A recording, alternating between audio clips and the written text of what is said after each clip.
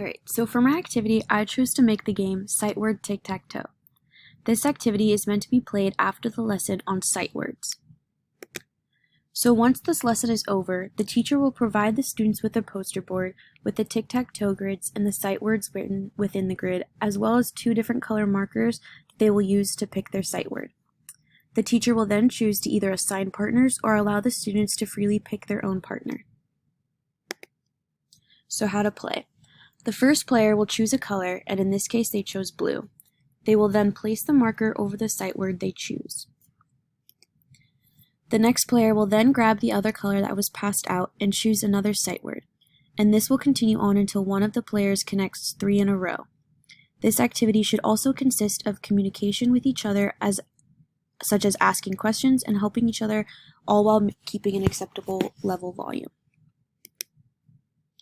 The objective of this game is to reach this concept of sight words to all types of learners.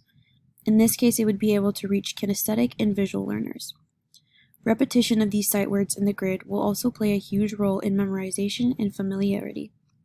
Having a partner to play this game can also be of huge help because it can teach them social skills, how to have healthy competition, and even teamwork if a student may be struggling.